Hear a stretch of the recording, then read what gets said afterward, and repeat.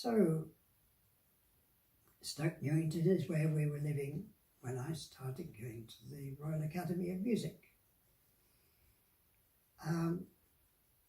We had 2 orchestras. There were so few horn students that we were all in both orchestras. Nowadays, I imagine they fight to get into the orchestras because there'd be 20 or more horn players in some of the colleges. I also had piano lessons, completely useless. Mind you, I had peaked at the age of 9, so I wasn't a very good prospect as a student, piano.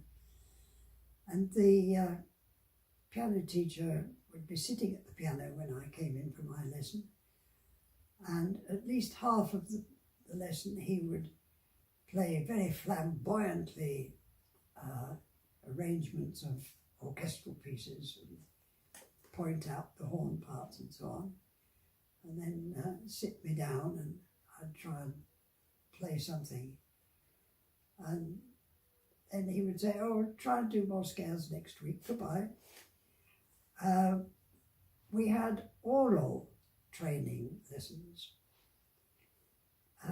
very important for a horn player to have a good ear.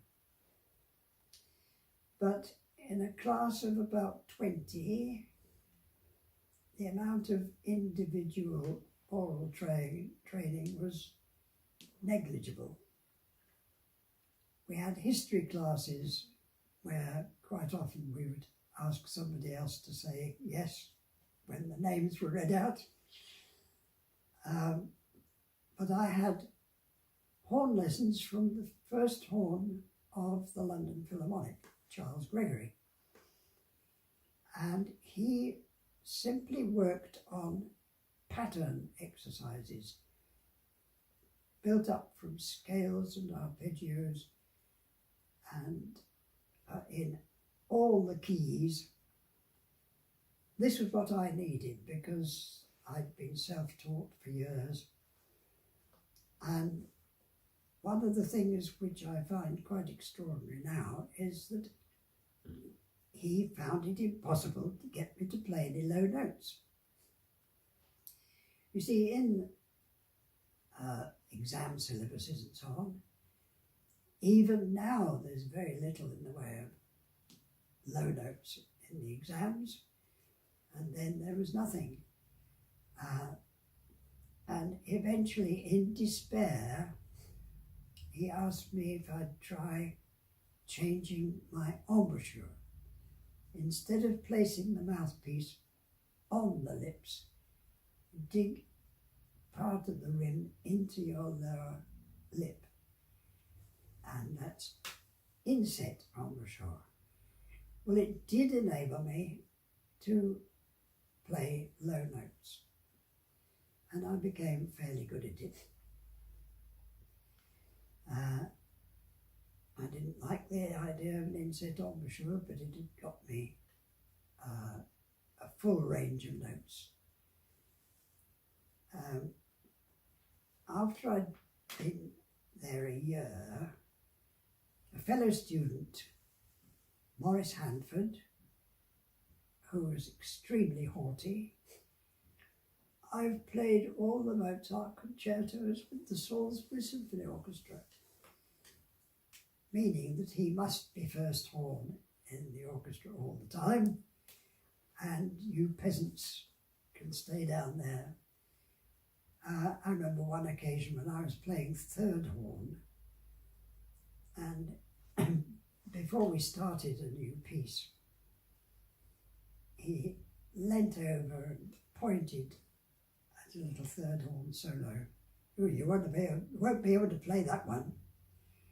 Luckily, I managed it quite well, but he was an influence I didn't like at all. He was very, very handsome, and even more handsome when he turned up in RAF uniform later on.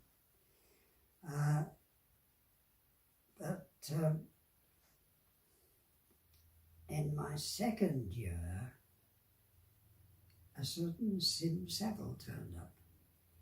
Cockney,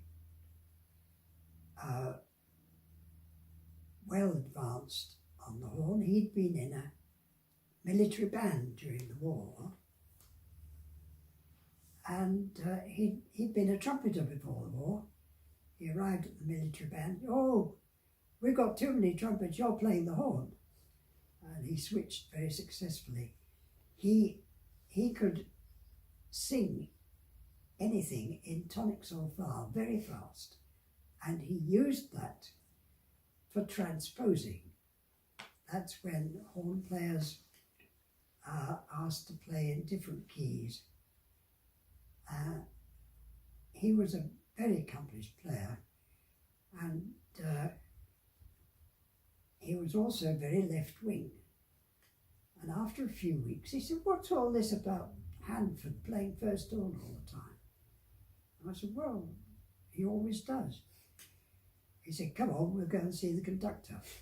So we went to see Clarence Raybould. And he said, "Oh, yes, of course you can alternate. Yes. Which didn't suit Maurice Handford, but we did it. It was only decades later that I learnt the back history of Saville.